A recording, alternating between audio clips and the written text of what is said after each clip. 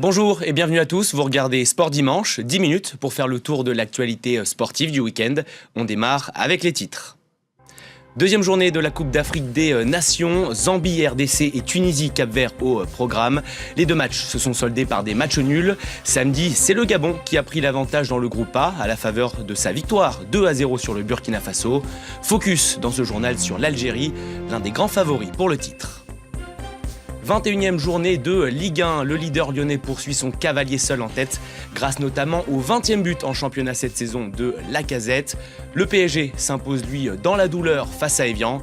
Enfin, Marseille a battu Guingamp au Vélodrome. Et en fin de journal, nous partirons à la découverte du speed riding. La discipline mélange ski et parapente pour le plus grand bonheur des amateurs de sensations fortes. Reportage à suivre dans cette édition.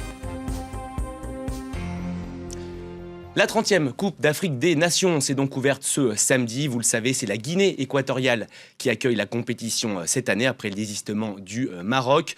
Deux matchs au programme ce dimanche, Zambie, RDC et Tunisie, Cap-Vert. Et les Zambiens ont parfaitement entamé leur compétition puisqu'ils ont marqué après tout juste 1 minute de jeu.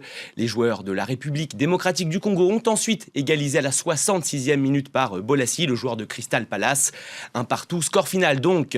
Le deuxième match opposé ce dimanche soir, les Tunisiens et les Cap-Verdiens. Même résultat, un but partout. Tout s'est joué dans les 20 dernières minutes. Monser a marqué pour la Tunisie avant que Eldon ne lui réponde sur penalty. Statu quo donc dans ce groupe. Toutes les équipes ont pris un point aujourd'hui.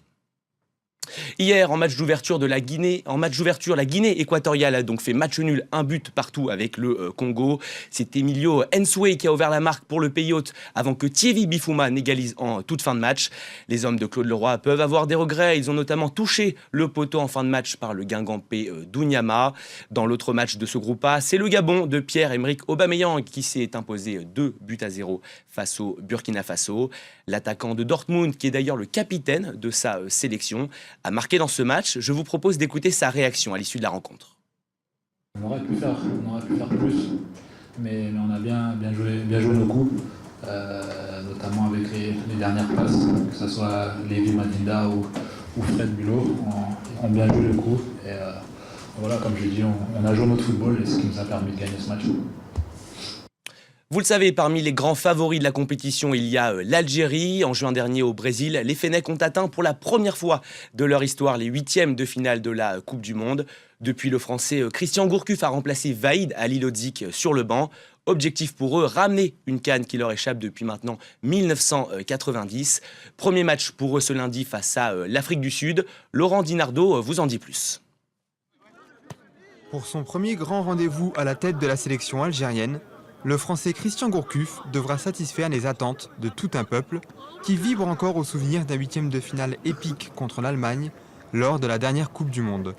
Mais dans le groupe C, très relevé, considéré comme le groupe de la mort, les Fennecs affronteront successivement l'Afrique du Sud, le Ghana et le Sénégal. C'est trois adversaires de qualité où on a, dès le tirage au sort, on a su qu'on était dans le groupe, un groupe très très difficile. Voilà, il faut accepter le tirage au sort. 18e au classement FIFA, l'Algérie s'est qualifiée sans problème pour la compétition, avec 5 victoires en 6 matchs. Absent lors de la CAN 2012, éliminée avec un seul point en phase de poule lors de l'édition 2013, elle fait cette fois figure de favori. Un statut compliqué à gérer. Être favori, c'est toujours difficile, surtout dans une Coupe d'Afrique, parce que tu peux rien prévoir. Maintenant, moi je vais en Guinée, tout sera différent, tout sera compliqué. Ce ne sera pas les mêmes conditions. Est-ce que le terrain sera bon? Est-ce qu'il fera chaud? Donc tout ça va changer la donne. Quelles que soient les conditions de jeu, l'Algérie pourra compter sur ses stars du milieu de terrain, Yacine Brahimi et Sofiane Feghouli. Et sur son gardien, Raïs Mboli, qui s'est révélé au Brésil. Les Algériens rêvent tous de reconquérir le trophée africain, 25 ans après le Renick Sacre en 1990. En France, on jouait la 21e journée de Ligue 1. Le leader lyonnais a encore gagné. Lacazette a encore marqué, on va y revenir. Le PSG a lui bataillé dur pour venir à bout d'Evian Thonon Gaillard. Les Parisiens s'imposent 4-2 sur la pelouse du Parc des Princes. Les visiteurs ont ouvert le score par Barbosa. David Luiz et Verratti ont ensuite redonné l'avantage au Paris Saint-Germain. Van der Wiel a remis Evian dans le coup avec un but contre son camp. Mais Pastore et Cavani en fin de match ont finalement fait la différence. Marseille accueillait lui ce soir Guingamp. Les hommes de Marcelo Bielsa ont dû attendre la 84e minute pour délivrer le Vélodrome et un but de Mario Lemina. André-Pierre Gignac a alourdi le score en fin de match, son 13e but cette saison. Première victoire donc des Phocéens en 2015. Le leader, l'Olympique lyonnais, a lui battu Lens ce samedi, 2-0. Les Gaunes ont fait la différence en première période avec notamment un pénalty de l'inévitable Alexandre Lacazette que vous voyez à l'image. 20 buts pour lui en 21 journées. Des stats impressionnantes, des performances qui lui valent d'ailleurs d'être dans le viseur de plusieurs grands clubs européens. On va écouter à ce propos Hubert Fournier, son entraîneur. Il vous parle de son joueur star et de son éventuel prix sur le marché des transferts. Écoutez.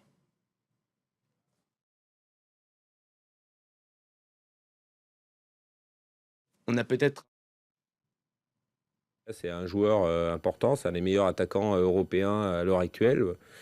Donc ça a un prix. Quand je vois que l'attaquant de Swansea, Boni, est vendu presque 40 millions à City, bon voilà, ça donne déjà la fourchette sur laquelle le club peut aussi espérer valoriser son joueur.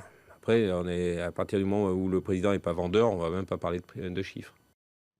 Lyon est donc premier avec 45 points, Marseille est derrière avec 44 unités. Troisième place sur le podium pour le PSG qui est à 4 points des Lyonnais. Evian, Lens et Caen sont toujours relégables. Le Dakar 2015 s'est achevé hier à Buenos Aires, la capitale argentine. Dans la catégorie auto, c'est le Qatarien Nasser Al-Attiyah qui finit premier. C'est sa deuxième victoire sur le Dakar. 5 étapes gagnées sur 13 pour lui et 35 minutes d'avance sur la ligne d'arrivée. En moto, c'est Marc Coma sur KTM qui remporte cette 36e édition. L'Espagnol qui remporte là son 5e rallye moto dans le Dakar.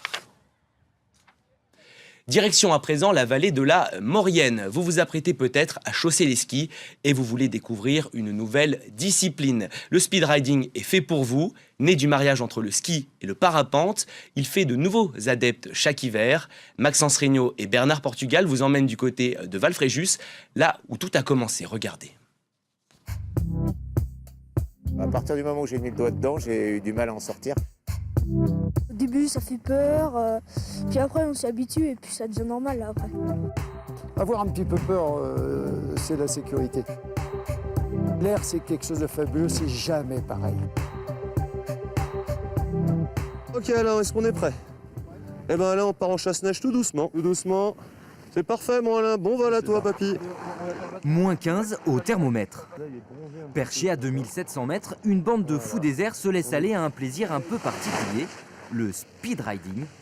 Une voile de parapente, des skis pour une bonne dose d'adrénaline et contrairement à ce que l'on peut penser, sous les casques, tout le monde n'a pas 20 ans.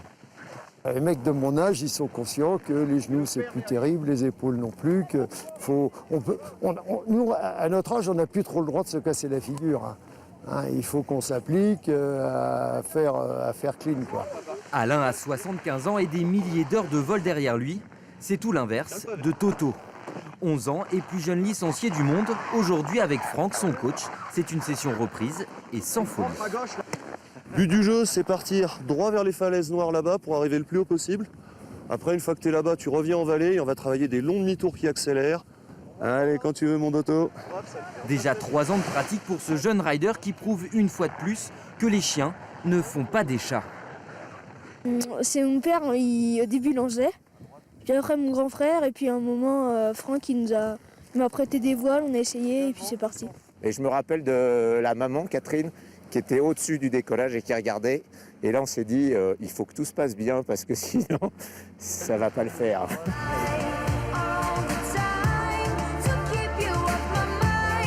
Allez voir là-haut, dans les airs, on comprend vite que ce sport, c'est leur drogue. Un sport qu'ils ont créé et qu'ils ont vu grandir.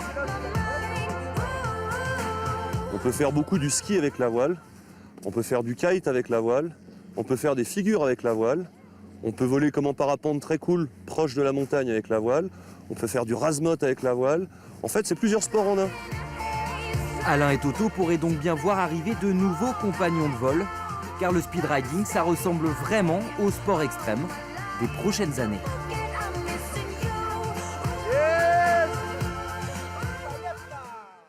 Et pour finir, des images spectaculaires qui nous arrivent d'Autriche. Le contest RN-Style 2015 avait lieu à Innsbruck. Le principe, aller le plus haut possible tout en effectuant des figures qui sont ensuite notées. Et à ce petit jeu, c'est le Norvégien Sandbeck qui s'impose. Voilà, je vous laisse profiter de ces images. Restez avec nous, l'information continue bien évidemment sur France 24.